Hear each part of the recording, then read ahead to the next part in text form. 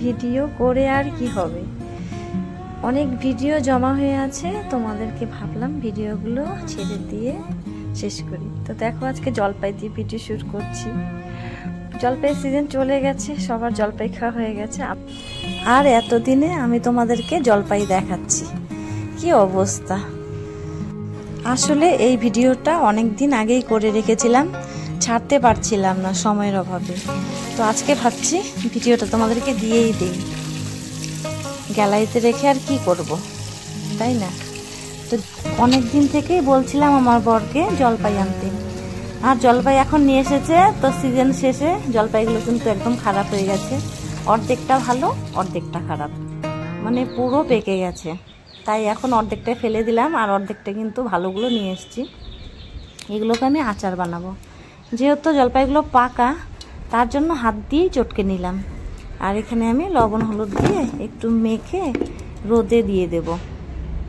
আর এটা আজকেই বানিয়ে ফেলবো আচারটা, কারণ জলপাইগুলো বেশি ভালো না, আর আচার বানিয়ে কিন্তু বেশি দিন রেখেও খাওয়া যাবে না, কারণ আমি এই আচারে ভিনিগার ইউজ করব না।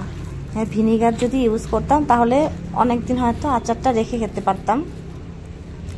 তো দেখো এখানে মাখা হয়ে গেল আমার, হাত দিয়ে মেখে নিলাম। এখন রোদে দিয়ে দিচ্ছি, আর রোদ তো অতটা থাকবে না, যতটুকুই রোদ থাকবে ততটুকুই কিন্তু আমার জন্য হয়ে যাবে। তো এখানে আমি ঢেকে রেখে দিলাম, খালি রাখা যায় না কারণ নোংরা পড়বে, তার জন্য কিন্তু ঢেকে রাখতে হয়।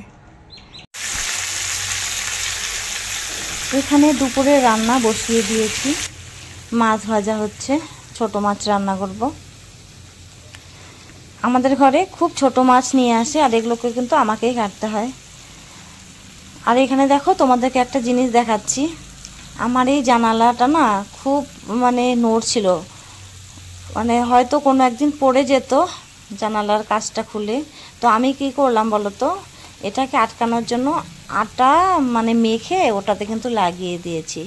এখন আর জানালাটা শব্দ হয় না, মানে এটা একটা টেম্পোরারি কাজ, কারণ আটাটা যখন শুকিয়ে যাবে তখন কিন্তু একাই হয়তো ফেটে নিচে পড়ে যাবে।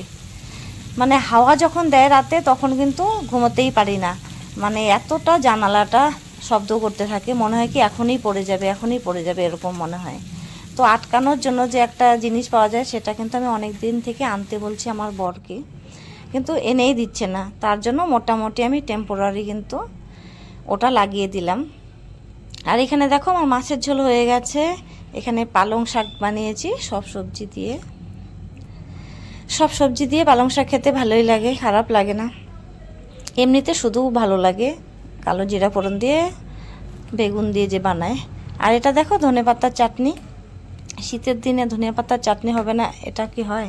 ধনেপাতার চাটনি খেতে কিন্তু বেশ ভালো লাগে, ঝাল ঝাল করে। তো যাই হোক, চলো এখন রাতের বেলায় চলে এসেছি। আচারটা যে বানাবো জলপাইয়ের আচারটা, সেটা কিন্তু তোমাদেরকে পুরোটাই শেয়ার করব। তো এখানে দেখো শুকনো লঙ্কা আর মৌরিটা কিন্তু এখানে আমি শুকনো কড়াতে ভেজে নিচ্ছি। ভেজে নেওয়া হয়ে গেলে এটাকে কিন্তু আমি গুঁড়ো করে নেব। আর এখন দেখো কড়াইটাতে আমি অল্প একটু তেল দিয়ে নিচ্ছি। এখন আমি কি করব বলো তো, ওই জলপাইগুলোকে একটু ভেজে নেব, কারণ যেহেতু পাকা জলপাইগুলো বেশি হয়তো ভালো থাকবে না, তার জন্য কিন্তু আমি একটু ভেজে নিচ্ছি। তো একটু ফোড়ন দিয়ে দিলাম, সরষা ফোড়ন দিয়ে দিলাম, এটাতে অন্য কিছু দেব না। তো এখানে জলপাইটাকে আমি একটু নেড়ে চেড়ে নিচ্ছি, তাহলে হয়তো আচারটা বেশি দিন থাকবে। যেহেতু আমি এটা মিষ্টি আচার বানাবো, এটা কিন্তু টক ঝাল দুটোই হবে, মিষ্টিও হবে, মানে সব কিছু মিলেমিশেই হবে আচারটা। আর এখানে দেখো আমি লবণ হলুদ দিয়ে একটু ভেজে নিচ্ছি, তারপরে কিন্তু এটা নামিয়ে রাখবো, তারপর গুড় দিয়ে জাল করে নেব। জলপাইয়ের মিষ্টি আচার বানানো কিন্তু খুবই সহজ ব্যাপার, যে কোনো মানে আচারই হোক, মিষ্টি আচার বানানো কিন্তু খুবই সহজ। এখানে দেখো অনেকটা গুড় নিয়ে নিচ্ছি, আর জলপাইটা যখন রাখছিলাম তখন কিন্তু অনেকটা পড়ে গেছে নিচে, কারণ ক্যামেরাটা যেহেতু আমি হাত দিয়ে করছিলাম তার জন্য। এখানে গুড়টা জাল করার পরে কিন্তু আমি জলপাইটা দিয়ে দিলাম। দেখো এখন এটাকে আমি জাল করে নিব অনেকক্ষণ, যতক্ষণ না আঠালো আঠালো ভাব আসবে ততক্ষণ পর্যন্ত। জলপাইয়ের আচার কে কে খেতে ভালোবাসো একটু কমেন্ট করে বলবে, ঠিক আছে। আর এখানে দেখো গুঁড়ো করা লঙ্কা, শুকনো লঙ্কা আর হচ্ছে মৌরিটা আমি দিয়ে দিয়েছি। এখন দেখো বেশ আঠালো টাইপের হয়ে গেছে।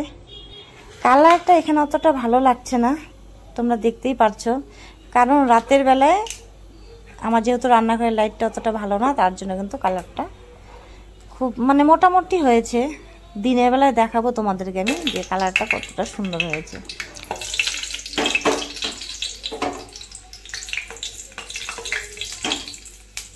অল্প একটু জলপাই আবার আমি রেখে দিয়েছিলাম, কারণ সবসময় মিষ্টি আচার খেতে ভালো লাগে না, একটু ঝাল ঝাল আচারও বানাবো। তো এখানে দেখো কড়াইতে আমি একটু শুকনো লঙ্কা দিয়ে দিলাম, সাথে একটু মৌরি দিয়ে দিয়েছি, আর এখানে কিন্তু আমি জলপাইটা দিয়ে দিলাম।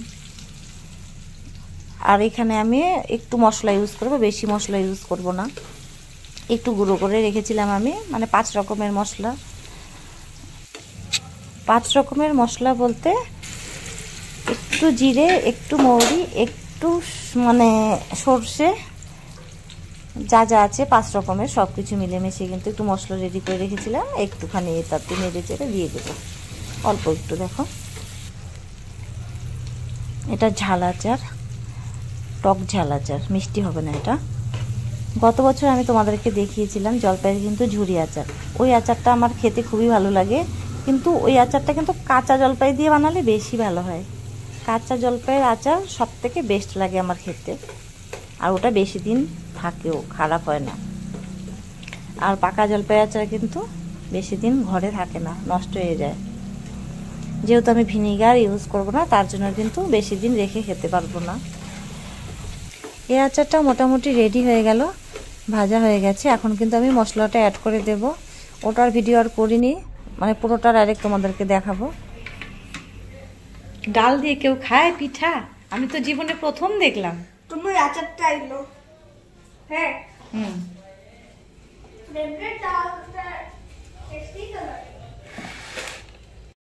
এখানে দেখো কতগুলো কমলা লেবু, কত সুন্দর পাকা পাকা, একদম গাছ থেকে মানে পেরে নিয়ে এসছে টাটকা টাটকা কমলা লেবু।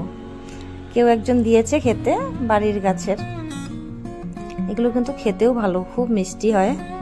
আমি খেয়েছি তো তাই বলতে পারছি, এখন খুবই মিষ্টি, আর অনেক দিনও ভালো থাকে আর কি, ঘরে খারাপ হয় না সহজে। আর আমার ছেলে দেখো এখানে কি খাচ্ছে, এটা হলো আদি পিঠে। আদি পিঠেটা খাবে বলে এখানে নিয়ে এসছে, তো তাই তোমাদেরকে একটু শেয়ার করে দিচ্ছি।